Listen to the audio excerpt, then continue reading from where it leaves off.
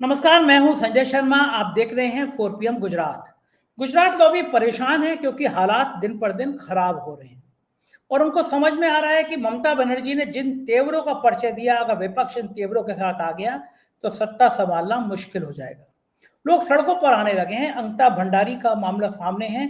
एक भ्रष्ट सरकार के भ्रष्ट तंत्र के खिलाफ लाखों लोग सड़कों पर आ गए। जाहिर है, जब जनता सड़कों पर आती है, बड़े से बड़े सिंहासन हिल जाते हैं। दैनिक भास्कर के राजनीतिक संपादक केपी मलिक से मैंने इन तमाम मुद्दों को समझने की कोशिश करी। 4 PM गुजरात को सब्सक्राइब करिए, ज्वाइन करिए। चलते हैं केपी मलिक के पास। बहुत बहुत स्वागत है 4 PM न्यूज नेटवर्क में। मलिक साहब, आपका धन्यवाद। बहुत बहुत धन्यवाद संजय जी। मलिक साहब, ममता बनर्जी कमाल की हैं। मैं तो बड़ा खुश होता हूँ। मैं भी 5 जनवरी को पैदा हुआ, ममता बनर्जी भी 5 जनवरी को पैदा हुई।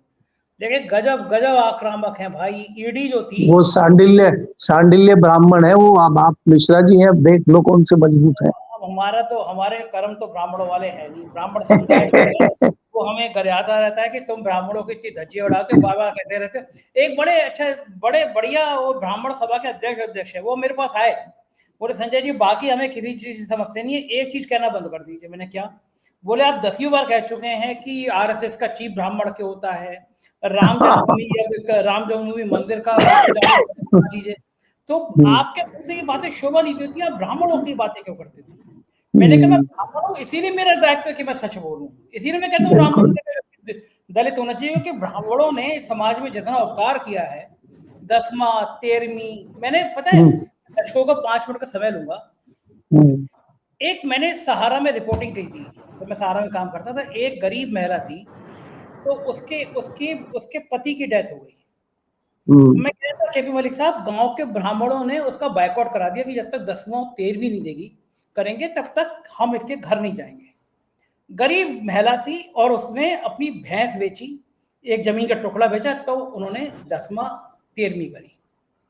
मैंने संकल्प लिया कि मेरे माता पिता जब नहीं रहेंगे दुनिया में, तो कम से कम मेरा बस चलेगा। हम 2 भाई हैं, मेरा बस चलेगा तो मैं ये 10वां 13वीं इस तरह के प्रायोजन नहीं करूंगा। और कल का दिन मेरे लिए बड़ा भारी था। मेरी माता जी का स्वर्गवास हुआ कल, और कल मुझे आपके संग शो भी किया था। मेरे लिए जिंदगी की बड़ी परीक्षा थी कि मैं माता जी के देहांत के बाद भी मुझे काम करना पड़ा था।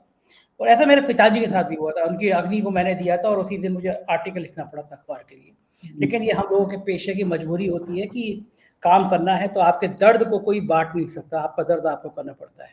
लेकिन इस बार भी हमने तय किया, मेरे भाई ने, कि हम लोग 10वां और 13वीं नहीं करेंगे। एक हवन करेंगे, गरीब को दान दे देंगे, लेकिन इन प्रथाओं में नहीं करेंगे। तो बात ये ब्राह्मणों की समझ हुई, क्योंकि मुझे लगता है कि हिंदू धर्म की जो कुरीतियां हैं, उनको उनको इस तरह दूर करना चाहिए।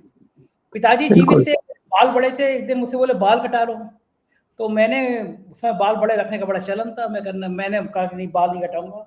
पिताजी बड़े इमोशनल होके बोले कि हम कुछ दिन बाद हम नहीं रहेंगे। तो मैंने पिताजी से कहा कि आप तो जानते हो मैं थोड़ा पिघलाल टाइप का हूँ, आप लंबी उम्र हो आपकी, लेकिन आप नहीं भी रहोगे तो मैं बाल तो नहीं कटाऊंगा। मेरी मम्मी ने 4 मुझे सुनाई, कितना बदतमीज लड़का है ये। लेकिन तब भी बात नहीं कटाया, ना मैंने ना मेरे भाई ने। तो मैं उस तो आपने जो ब्राह्मण कहा ना, तो मैं, ब्राह्मण लोग ही मुझे घर आते हैं कि तुम किस तरह के ब्राह्मणों जिन परंपराओं में यकीन नहीं करते हो। ईश्वर को मानता हूँ, रोज पूजा करता हूँ, रोज हनुमान चालीसा पढ़ता हूँ, लेकिन इन कुरीतियों में नहीं फंसता। खैर, वो मैं आज अपनी पर्सनल बातें लेके बैठ गया, दिल थोड़ा भारी था कल से। नहीं नहीं, हल्का कीजिए, हल्का कीजिए। और मैं माता जी को श्रद्धांजलि देता हूँ बस और ये आपके जज्बे को सलाम करता हूँ कि आप डटे हुए हैं। और संजय जी, ये तो कई जगह कई लोग प्रयास कर रहे हैं कि मृत्यु भोज को रोका जाए।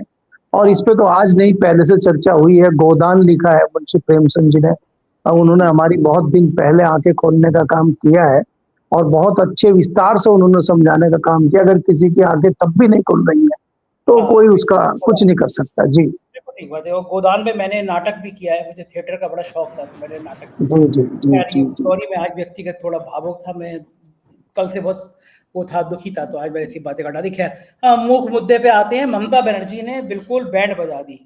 जिस तरह ईडी चुनाव से पहले हमला करती थी आके, राज्यों में चुनाव हो रहे हैं, विपक्ष के यहाँ छापे, हमले, जांच, एफआईआर, कब्जा, संपत्ति की जब्ती, और एक डर का माहौल पैदा कर देती थी।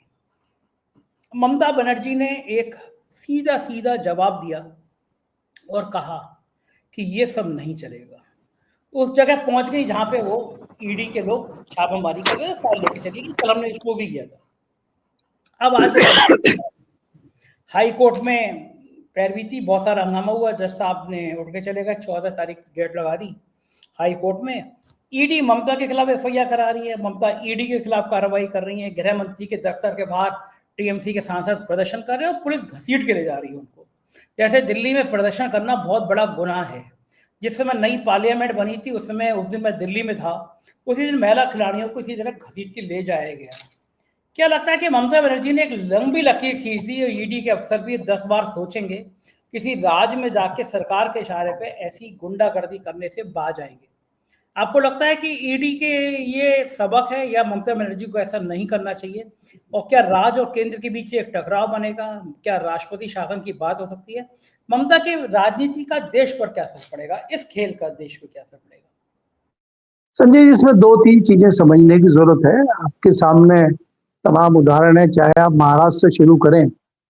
अभी 2026 में महाराष्ट्र के चुनाव से पहले कई लोगों के यहाँ ईडी, इनकम टैक्स, सीबीआई लगातार महाराष्ट्र में कार्य कर रही थी। महाराष्ट्र में चुनाव खत्म तो ईडी की जांच खत्म।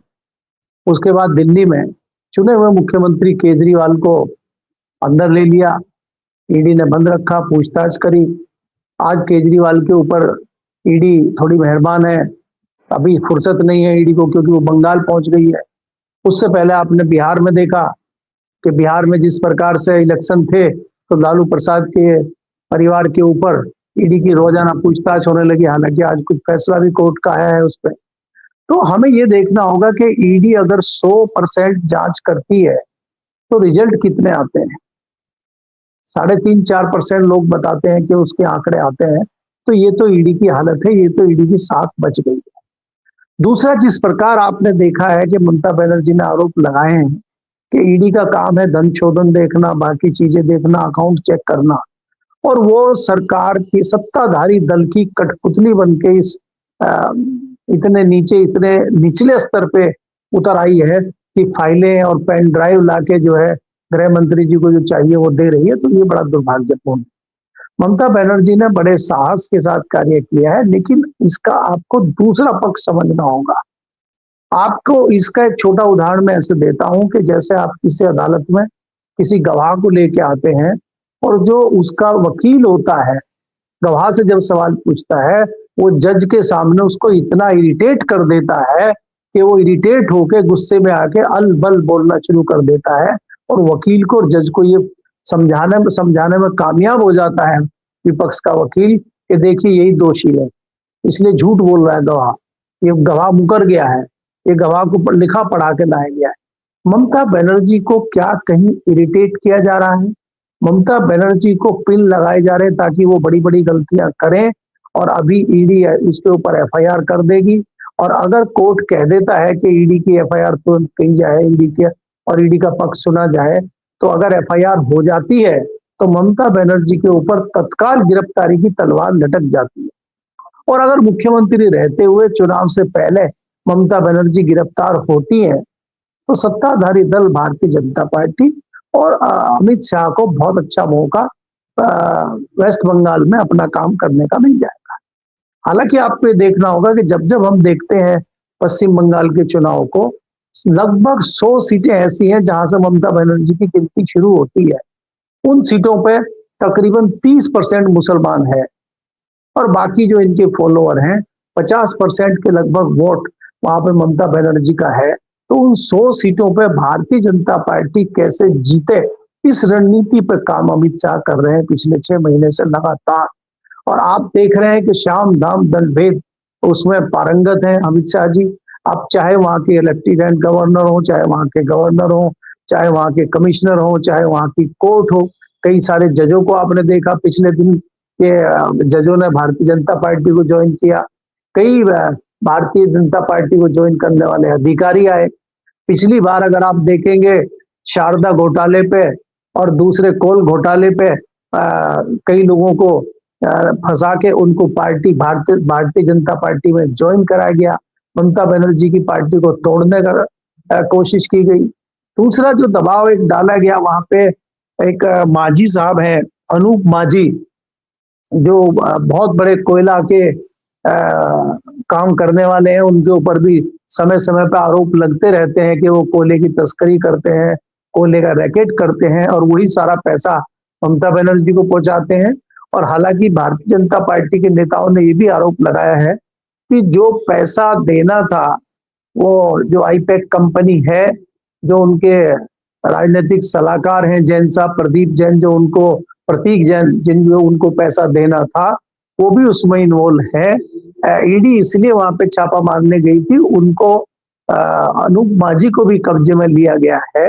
तो कहीं ना कहीं इस तरह के तार जोड़ के एक ऐसा मामला बनाया जाए कि जिसमें ममता बनर्जी और उनके भतीजे और उसके भतीजे की पत्नी को फंसाया जा सके। हालांकि आपको याद होगा कि इसमें पिछली बार भी एक केस बना था और अभिषेक बनर्जी और उनकी पत्नी का नाम आया था और उनकी जांच भी अभी चल रही है। तो ममता बनर्जी को सारे इस मामले में फंसा के भारतीय जनता पार्टी उलझा के अपना श्याम दाम दंड भेद के तहत एक अपना मामला फिट करना चाहती है वेस्ट बंगाल में। अब इसमें वो कितनी कामयाब होती है, कितना उनको इस पे सफलता मिलती है, ये आने वाले समय में ही पता लगेगा। जी। दूसरा मैं घटना ये देख रहा हूँ कि मलिक साहब, अब देश में ऐसा माहौल बन रहा है, पहले ये था कि लोग बोलते नहीं है, जो भी हो रहा है शांत रहते हैं, लेकिन अब लोग रिएक्ट करने लगे हैं। पहले अरावली वाले पहाड़ के मुद्दे पे था, लोग सड़कों पे आ गए, बड़ा आंदोलन हुआ, सरकार को बैकफुट पे आना पड़ा।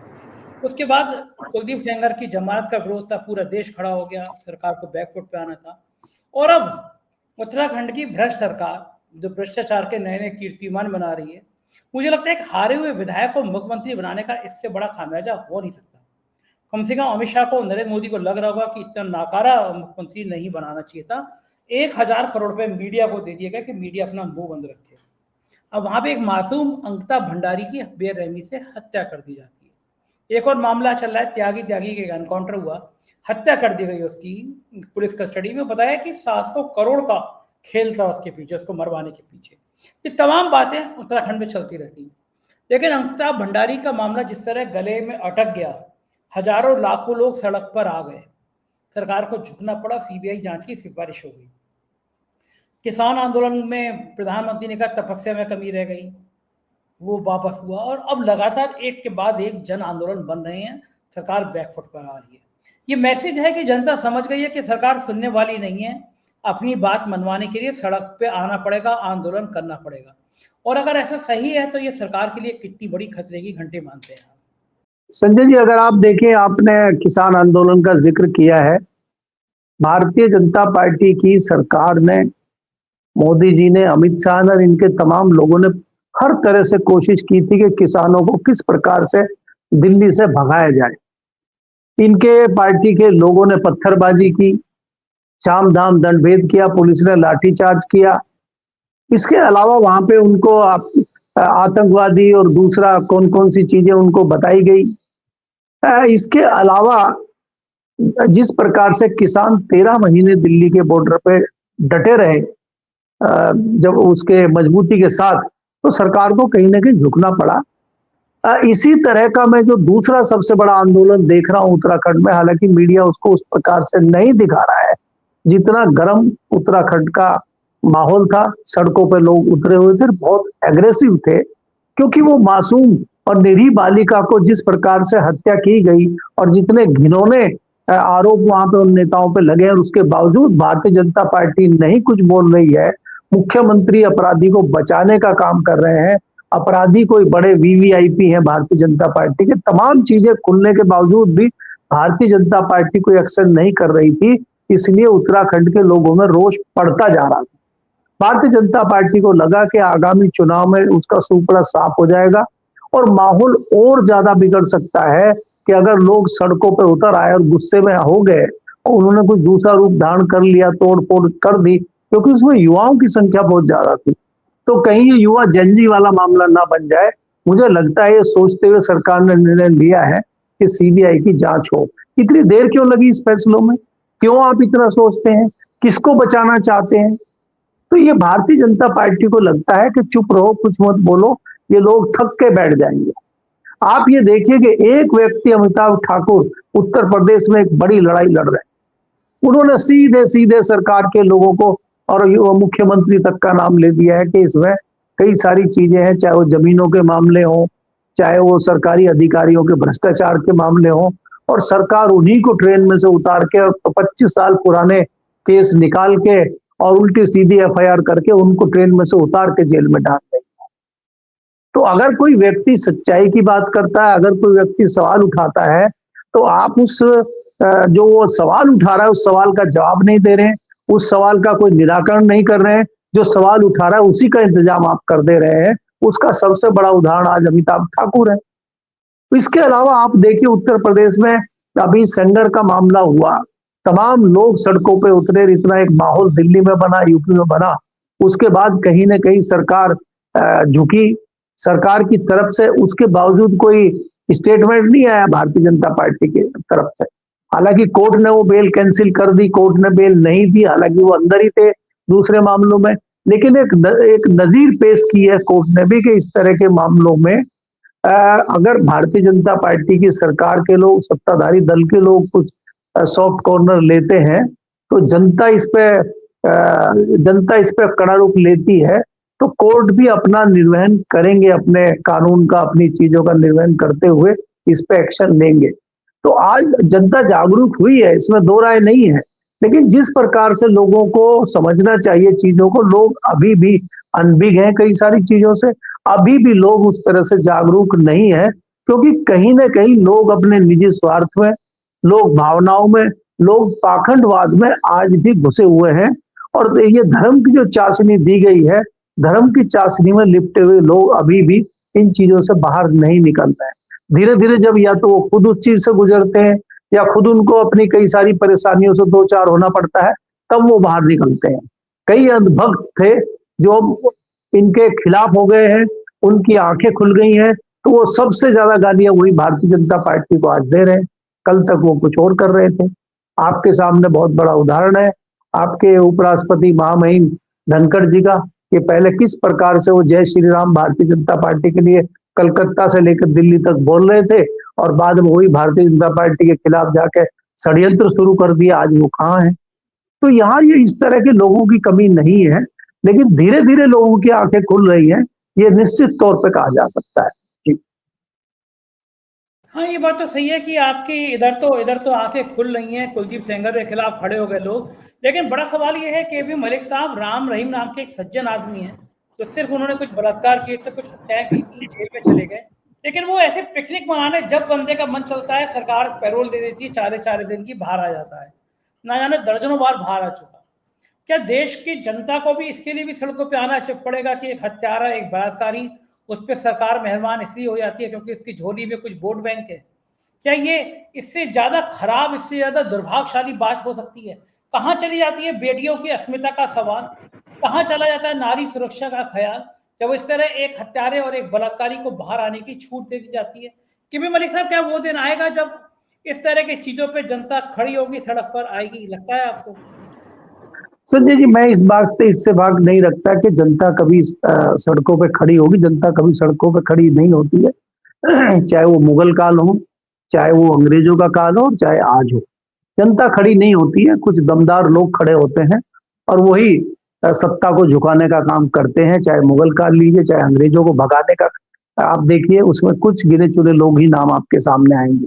दुर्भाग्य समझिए आप कि जब राम रहीम को पैरोल, कभी परलो मिलती है, कभी पैरोल मिलती है, अलग अलग कानून का दुरुपयोग करते हुए उनको जिस प्रकार से जेल से छोड़ा जाता है, क्या गुजरती होगी उस बेटी पे, क्या गुजरती होगी उस परिवार पे, जब 40 गाड़ियों का काफिला उसके घर से सामने उसको चिढ़ाते हुए निकलता होगा। कैसे वो सहम जाता होगा परिवार, इसकी आप कल्पना कीजिए। जेल से जब वो निकलते हैं, उनको बख्तरबंद गाड़ियां लेने आती हैं, उनके आगे पीछे पुलिस की जिप्सियां चलती है, जैसे बहुत बड़े वो वीआईपी जा रहे हैं और किसी देश के बड़े काम के लिए वो निकल रहा है।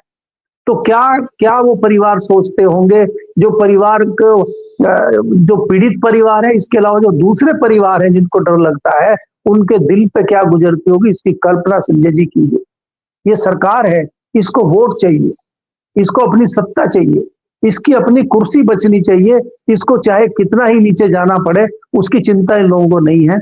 और इसमें खाली आप भारतीय जनता पार्टी को ही दोष मत दीजिए, तमाम राज्यों में दूसरे राजनीतिक दलों की भी सरकारें हैं, रही हैं, पहले भी रही हैं, जिस हरियाणा से राम रहीम आते हैं वहां पहले दूसरे दलों की सरकारें रही हैं, तो उन्होंने भी इसी तरह कृपा बरसाई है। वो कृपा चुनाव में इनके ऊपर बरसाते हैं और फिर 5 साल सरकार कृपा उनके ऊपर बरसाती है। ये सिलसिला बेदस्तूर जारी है, इस सिलसिले में कोई रुकावट नहीं आ रही है। सरकार किसी भी दल की हो, ये बेदस्तूर जारी है, ये सिलसिला चलता रहेगा और हम और आप इसी तरह बहस करते रहेंगे और एक नई जो है बालिका उसके लिए फिर तैयार है, जिसके साथ ये हरकतें होंगी और एक नया मुकदमा उनके ऊपर फिर होगा, लेकिन होगा कुछ नहीं, जेल जाएंगे फिर पैरोल पे बाहर आ जाएंगे। ये सिलसिला मुझे लगता है जारी रहेगा। संजय जी बिल्कुल ठीक कह रहे हैं, ये सिलसिला जारी रहेगा, ऐसा लग भी रहा है। अब बात पश्चिमी उत्तर प्रदेश की कर लूँ, जहाँ से आप आते हैं। हमेशा यूपी की राजनीति वहाँ से गर्म होती है। इस बार भी गर्मी वहाँ पे पश्चिमी उत्तर प्रदेश की बहुत है। संगीत सोम जो योगी आदित्यनाथ के विरोधी माने जाते हैं, योगी आदित्यनाथ थोड़े आजकल काफी सालों से उनको किनारे किए हुए थे, अचानक वो शाहरुख खान को बांग्लादेश के खिलाड़ियों को ललकारते हुए नजर आते हैं। उसके कुछ दिन बाद विधायक अतुल प्रधान ने संगीत सोम के ऊपर बड़े गंभीर आरोप लगाए। ये कि पश्चिमी उत्तर प्रदेश की राजनीति इतनी सुलग क्यों रही है, इसके पीछे कहानी क्या है?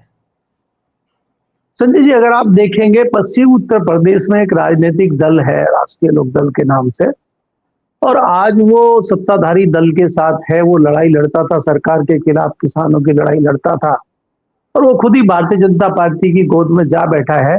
इसलिए पश्चिम उत्तर प्रदेश बहुत ही ठंडा है। आज जनवरी का महीना है, टेम्परेचर बहुत डाउन है और कहीं कहीं बर्फ और पाला गिरता हुआ दिख रहा है आपको, तो माहौल बहुत ठंडा है। उस माहौल को गरमाने के लिए भारतीय जनता पार्टी अपने लोगों को मजबूत करने का काम कर रही है। संगीत सोम जो चुनाव हार गए थे, संगीत सोम जो ठंडे पड़े थे, संगीत सोम का कहीं जो नामो निशान नहीं था। संगीत सोम अपने आप को याद दिलाने के लिए, लोगों को याद दिलाने के लिए, जताने के लिए मैं भी हूं, उन्होंने ये इस तरह का एक बयान दिया था। शाहरुख खान के मामले पे वो जो है मीडिया की सुर्खियों में आ गए और एक नाम जो है संगीत सोम का फिर दोबारा मीडिया में आ गया। हम और आप भी उसकी चर्चा कर रहे हैं। तो ये इसीलिए लाया गया है कि किस प्रकार से मामले को आगे बढ़ाया जाए, भारतीय जनता पार्टी को आगे बढ़ाया जाए। कहने के लिए वो मुसलमानों के खिलाफ है, कहने के लिए वो गौशाला का गौ माता की रक्षा करते हैं, गौ माता को बचाते हैं, और वैसे दिखाने के लिए उनके कई सारे कत्ल खानों में वो पार्टनर है। ये अतुल प्रधान ने भी कहा, ये सूचना हमारे पास भी पहले से है। तमाम तरह के जो धंधे इस तरह के हैं उनमें वो इन्वॉल्व है, इस तरह के कार्य वो करते रहते हैं। लेकिन वो आज भारतीय जनता पार्टी में है।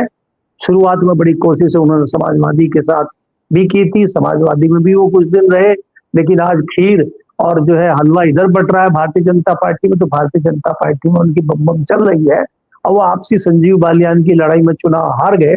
और वो उनकी कोशिश है कि 2027 में चुनाव कैसे जीता जाए, जितना जहर है उगल दिया जाए, हिंदू मुस्लिम के कंधे में बैठ के वो अपनी सीट हासिल कर लेंगे। इसी लिहाज से मुझे लगता है वो मेहनत कर रहे हैं। संजय बहुत बहुत शुक्रिया केपी मलिक साहब, आपने मुझसे इतनी बातचीत की समय दिया, थैंक यू। ये केपी मलिक जी, पूरी बातचीत आपने सुनी, कैसी लगी बातचीत बताएगा जरूर। शुक्रिया, थैंक यू।